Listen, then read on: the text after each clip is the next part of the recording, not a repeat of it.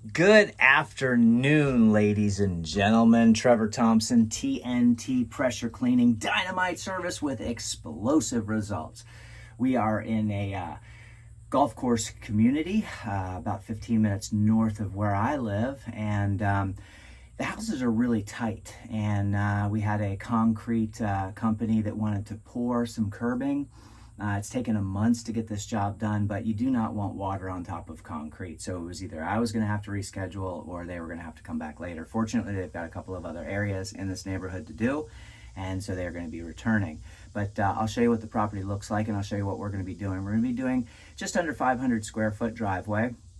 It's got a lot of tannins. It's got some sap from you're going to see the oak trees, and you're going to see the mold and mildew that's occurring on the concrete in addition to the sidewalks. We've also got a small brick paver walkway that leads to the back of the garage, and a small little front foyer walkway that we're going to be doing. So come take a look with this with me, and I'll show you what we're going to be using. Instead of using the normal setup that we would use, we use a 5-gallon bucket. We do have the turbo tip on the ready, and that turbo tip is attached to a 2-foot stainless steel lance. And if you take a look over here, we have everything. This is the curb that's going to be being poured, and that is the driveway, and these are the balance of the curbs. The machine is set up. We're ready to run water to the machine, but you can see here what we have. We've got a couple of big oak trees that attribute to a lot of this, and a good hot mix will get that down. So let's just take a look here so you guys can see what that looks like.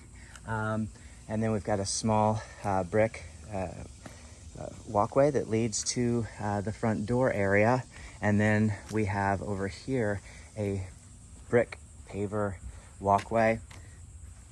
And you can see sort of what those joints and seams look like.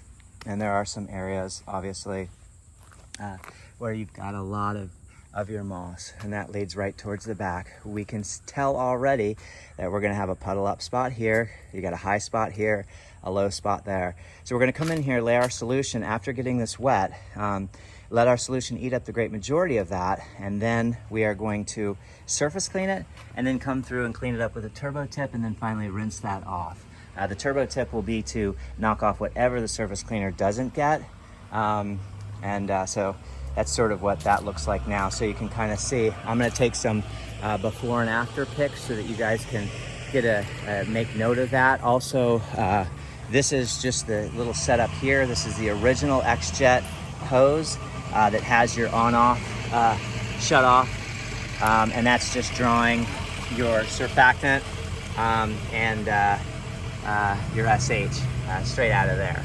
So that will be plenty, and we can add. Now you can see the contrasting concrete colors from this new pour to these older slabs, and the property line goes to about right here, and you can sort of see we're not zero lot line, but you have house and house, so very close to zero lot line. So that's sort of what what we're up against, and it's a very tight area, and you've got lots of construction and things going on.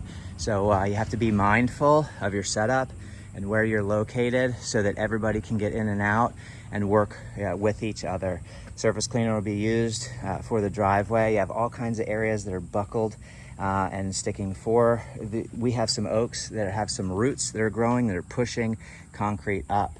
So those are all things that you want to be mindful of. And then you have areas that are just completely raised like this. You want to make sure those faces are done so that it just looks pretty. So you can tell the flow of water is going to go this way because that's how the driveway is settled.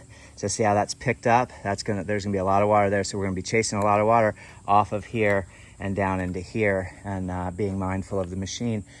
This homeowner had a problem with a leak, so we've tied into their existing hose because the spigot back here has been replaced. So this normal city spigot does not work. So that what they've done is they've done a tie off and just put a new piece off here. So you have to be very, very careful with all of that.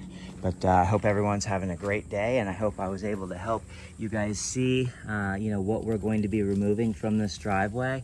And I'll let you take a look at it once we're all finished and we have everything looking brand new again. It should take me about an hour, a little over an hour to take care of this. Take care, everyone. Have a great day. Bye-bye.